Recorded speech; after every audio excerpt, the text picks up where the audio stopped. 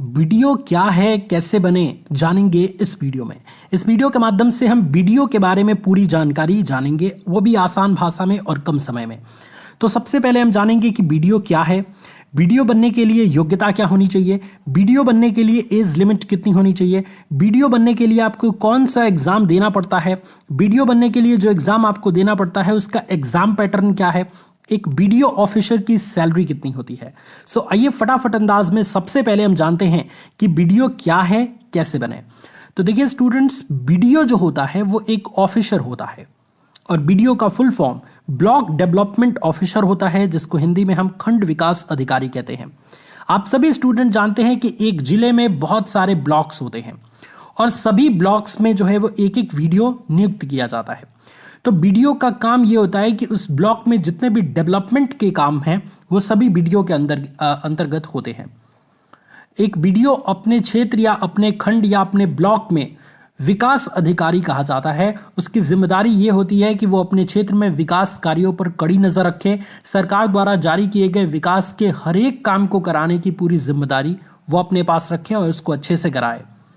इसका महत्व आप इस बात से समझ सकते हैं कि वीडियो की अनुमति के बिना इसके क्षेत्र में कोई भी विकास का काम नहीं होता है। सो ये एक बहुत ही रेपुटेड, बहुत ही जिम्मेदारी वाला पोस्ट है। तो अगर आप वीडियो बनना चाहते हैं तो आगे के सभी प्रोसेस को अच्छे से फॉलो करें। अब हम जानते हैं कि वीडियो बनने के लिए हमारी योग्यता क्या होनी चाहिए, यानी क्वालिफिकेशंस क्या होनी चाहिए।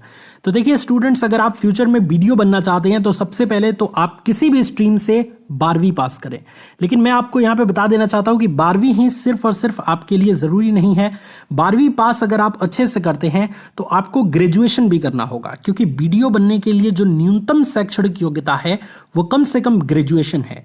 डिप्लोमा वाले वीडियो नहीं बन सकते, उसका फॉर्म भी नहीं भर सकते। ये पॉइंट आप याद रखेंगे, न कि 12th वाले भी नहीं भर सकते। आपको अगर वीडियो बनना है तो कम से कम आपको किसी भी मान्यता प्राप्त विश्वविद्यालय से किसी भी विषय से ग्रेजुएट होना पड़ेगा। चाहे आप बीबीए किए हों, बीसीए किए हों, बीए किए हों, बीकॉम किए हों या फिर बीटेक किए हों या मेडिकल फील्ड में कोई ग्रेजुएशन डिग्री कोर्स किए हों, आप आसानी से वीडियो के लिए अप्लाई कर सकते हैं, कम से कम ग्रेजुएट आप हैं तो। इसके अलावा ग्रेजुएशन डिग्री अनिवार्य है, बिना ग्रेजुएशन डिग्री के आप वीडियो ऑफिसर नहीं बन सकते। सो ये पॉइंट आपको याद रखना है, ठीक है। तो ये रही वीडियो बनने के लिए योग्यता। उम्मीद है आपको योग्यता अच्छे से समझ आई होगी। अब हम बात करते हैं कि वीडियो बनने के लिए आपकी एज लिमिट क्या होनी चाहिए, यानी उम्र सीमा क्या होनी चाहिए। तो देखिए आइडियली अगर मैं बात करूं तो वीडियो बनने के लिए आपकी जो एज लिमिट निर्धारित की गई है वो 21 वर्ष न्यूनतम, यानी मिनिमम एज लिमिट 21 वर्ष है और मैक्सिमम एज लिमिट 40 वर्ष है। लेकिन कुछ कैटेगरीज में एज रिलैक्सेशन का भी फायदा मिल जाता है, यानी एज में कुछ छूट भी मिल जाती है, उम्र में छूट मिलती है। जैसे ओबीसी स्टूडेंट्स को 3 साल की छूट मिलती है। तो ओबीसी स्टूडेंट्स के लिए मिनिमम एज लिमिट जो है वो 21 साल और मैक्सिमम एज लिमिट 43 साल हो जाती है। SC ST स्टूडेंट्स को 5 साल की छूट मिलती है। तो SC ST स्टूडेंट्स के लिए जो मिनिमम एज लिमिट है वो 21 साल और मैक्सिमम एज लिमिट 45 साल। PWD के लिए भी जो है वो 5 साल की छूट मिल जाती है। 5 साल नहीं, 10 साल की छूट मिलती है PWD स्टूडेंट्स को। तो उनके लिए जो मिनिमम एज लिमिट है वो 21 साल और मैक्सिमम एज लिमिट 55 साल हो जाती है। तो उम्मीद है स्टूडेंट्स कि आपको अच्छे से समझ आया होगा एज लिमिट के बारे में, ठीक है। अब हम नेक्स्ट की तरफ चलते हैं और एक एक करके सभी चीज़ को अच्छे से बताते हैं। देखिए वीडियो बनने के लिए एग्जाम पैटर्न क्या है, यानी कौन सा एग्जाम देना पड़ता है। तो देखिए हर स्टेट में स्टेट PSC एग्जाम कंडक्ट होती है। जैसे UP PSC, BPSC, MP PSC यानी कि Uttar Pradesh public service commission, Bihar public service commission, Madhya Pradesh public service commission. इसी तरीके से हर स्टेट में इसी तरीके से पब्लिक सर्विस कमीशन का एग्जाम होता है और उस एग्जाम में बैठ के आप आसानी से उस एग्जाम को क्वालिफाई करके वीडियो बन सकते हैं। ये जो UP PSC या BPSC है, इसके लिए ज़रूरी नहीं है कि आप उसी स्टेट के होने चाहिए। जैसे अगर आप UP स्टेट के हैं तो आप BPSC का फॉर्म भर सकते हैं, इसमें कोई भी दिक्कत वाली बात नहीं है। या बिहार के हैं तो आप UP PSC फॉर्म भर सकते हैं। किसी भी स्टेट के स्टूडेंट्स कोई भी स्टेट का एग्जाम भर सकते हैं। लेकिन एक चीज़ आप याद रखेंगे कि ये जो एज रिलैक्सेशन में आपको छूट मिलती है वो उसी स्टेट के स्टूडेंट्स को मिलेगी जिस स्टेट में वो है। जैसे आप उत्तर प्रदेश के निवासी हैं और UP PSC का फॉर्म भर रहे हैं तो सिर्फ उत्तर प्रदेश के निवासी के लिए ये एज रिलैक्सेशन की छूट आपको मिलेगी। ये पॉइंट आप याद रखेंगे।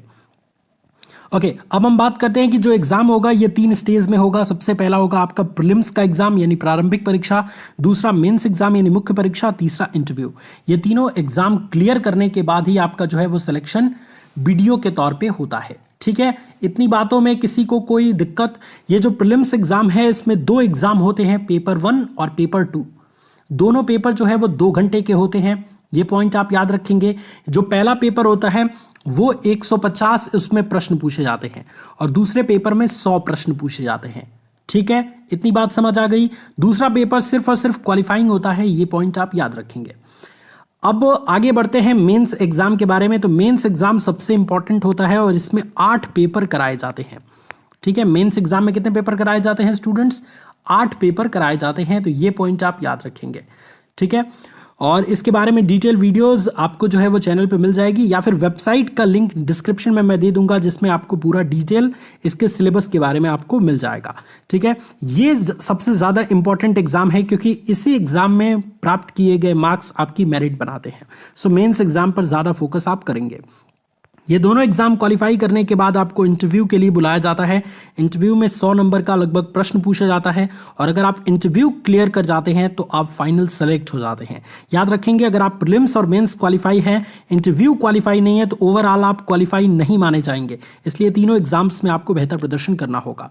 अब सबसे इंपॉर्टेंट चीज़ के बारे में बात करते हैं कि इतनी सारी चीज़ें सर आपने बताई, तो सैलरी भी जाहिर सी बात है कि काफ़ी अच्छी खासी होगी और ये एक ऑफिशियल पोस्ट है तो डेफिनेटली स्टूडेंट सैलरी इसकी काफ़ी अच्छी होगी।